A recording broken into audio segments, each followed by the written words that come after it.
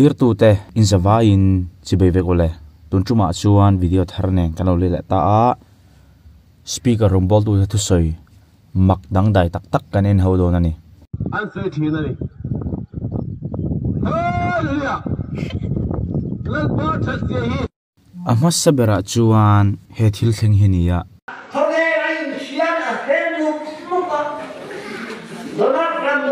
kho khat kau ran pakhata chuanin akhoi kho tak nge an po sa hina ran soidan lo wang ka hretlat lo peka milo thim la kan zong tak nge la khoi kho tak nge ka selawa atu soilai hian parwa hi aron lut tlat maya mak tak main parwa hi na ompui tlat mai ni train kha chon tharau thiang hlim na tho ai mo anga mo thil mak pathian na tho thlenga an nga ya kei chon ka hrat hiam chia lo dewani tuna athu soi tu hi upa lalkama ti tur nge ni sarmon na ania parwa hi na ron ompui tlat mai ni ti chuna dot tu a chuanin puro reli na thu soi rap thak zet mai hi ni chu pathian thok khum thu nung nan ti photani chu bi so chuan te na tik lo thei lawa ka pom anan ti ta ni khami kha mi na lo pom to chuan rulin e vi thema ti ten oi hik to mai ni khoya ma hian rulin e vi them do lo ti te chu pathin khuak ngei chin te chen khiat ta vek tu ra nia ma sen pom tir to chat an oi kat to mai ni hepa kal sultan em hi satani khopon em mana anti hi ka ring hia lani athu pom dan le athu kai her dan hi setana miringa in lar ni hialing ka ria rap thaka til tu ni a bible riat hiam lo dan em hi a setana pon nui hial mai the chiting khop chun ka chu ngai rap thaka thu soi vel hi ma lo ngai chateu an boi thau sia chu tin lalpa pathian chen kei mani angin mi khing sia mila ti han ti mo sia sia te kha mi khing do ma atong kha tu me ma hian le kha tin mai mai thain oi tir vek mai ni kalok pachat lok chawanga thlir tu te in tel lo chuan he chana li eng ma lo mai ania nang mani zara kal ve trok mai hi kani ti ken ri chianga chu wang chuanin khong ai takin milo subscribe le turin in ma thing thi le kut suin in khong ai na karon dil top mai chau milo subscribe pro ado tu chuanin he thil hi nia hei khoi ko ran athleng chi nge ka zong thina ka mu zo lo asar mun toy te chi ka na ya hei mi zo tong chu mang chi lawa lai tong nge mara tong lampang ni om tak nge manipur lampang te poni mai thai ka chiang lawa asar mun to pa hianin atang lu tua khanin mi zo tonga mi paser khan zanga ati pop mai ni ani za thlak angranga atang lu to ki ma se amoi lo khovela nang ni sultan dingin har satagin hung khosaka cross chena thi chena hung torana nang nin tu chen chena am hangai na thei thim num lo hai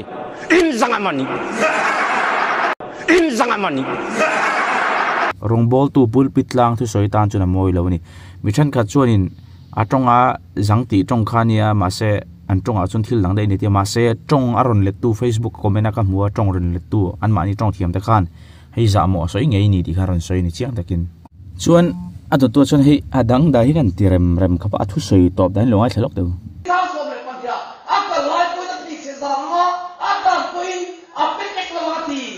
kan thu sei te dal kon kal da pa ma mi son sak theu ro se thut maya ma mi son sak theu ro se thut maya khát tiếng khania thút mai ni atu soi lak lo lai kha hun pek tiam chin om nge ka relawa thút mai aran tia an soi dan chune pa hi arlu chet wangte sol wangte ni lawa midang dai ve hrim ni nan soi ga ria comment na lam vel akhan a top thut mai ni ado tu chun he pa thu soi hi nia a bon ka ti khop maya pulpit tlanga Rawngbawltu thu soi tan chun amoi lo hlekem o ka tia tu na hian begin tin din thoi ya heng lo thoi ya ra rik huta unaw le lam te soi chim hi karil ruai hin alian taberani chu ti mai teng mo mani ponai nga kan lu ti ra chuanin mi beram ruk tum reng a khosa min ti ama hi Mizoram UPC angkha ani inga ria North East lampang te hi soi chim mangvel khan adu ni om tak ni ma se tharau lam panga ni na chan na mo an ma ni chaklo na lam pangkha ava kok po ni mai the tu sei du man ma sa kha thim lova ma sa chi vak lo ka tia asan chu mi hring pui u nau te nia an ma ni tlu chelai mu cha ka reng om kha a chi in ti ka hrelo le i UPC te zong ril ru le put dan le ngai dan ani chi ka ring lem lo he pa tu soi hi ti chuna dot tu a chuan he pa tu soi hi ni le a nula te po hi mo cho po hi tia han thama han bar ko ang chi hi chu nu pu yan lo tha de u je he tia ei lek chi ho chu em ma nei lo nula hi sel te son bikam te hi an hom ton a soi hi anu ya thak ang si a thang reng no box si a da tu chun Frederica tu soi hi ani ya lung leilama tu soi anh khusan ne vela poni mai thea tu soi hi in hial na chok chuk khal ngala longa thlechin taula mi so Rawngbawltuten tu ring tur min ti hi biakina vik Rawngbawltuten kan tum hi adik lo hei chu dik tak cham pastor te ke ni full time lal pa ruat te pulpit ani hi ke ni full time ruat ni velo ni ve ke ni ang full time ruat ni velem lo ten in din hian in thu soi po nung lo khating khan yem chen khat chuanin ingai that chun zom lawa soi tum takin thilo ni dia changa chana chapau a indi Rawngbawltuten mission kadam huniam te pon dia masa eng poni se asarmon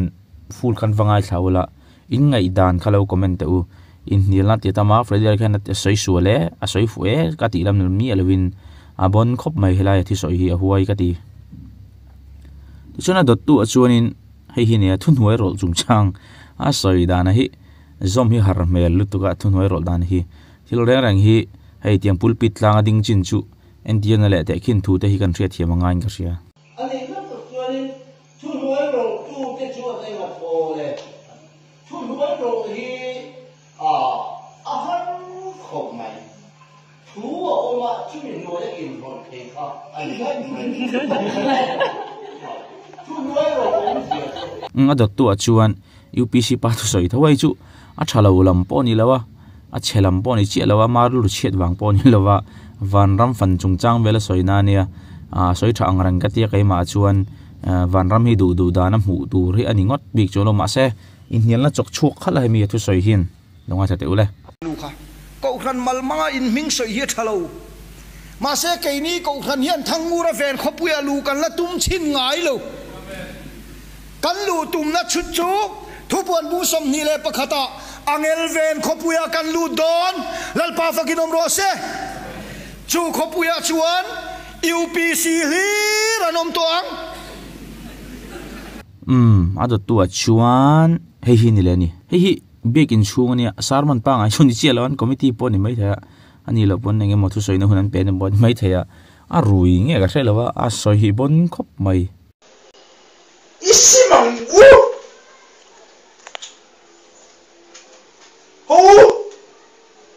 kibo nasimto don ka khania enge sim ang u ati ka tha thiam chi lawa in thia thiam chuan lo soi fia te u ola thir tu te tun tuma tan chuan khati zong kha ni ri sela huna min te beng te lo tlaya in beng te lo var kan bai se ya eng po ni se in khong ina dilin mi subscribe tun kan ngen le chawni tun tuma tan chuan mang thari vek phatule in mula tha kan tum don nia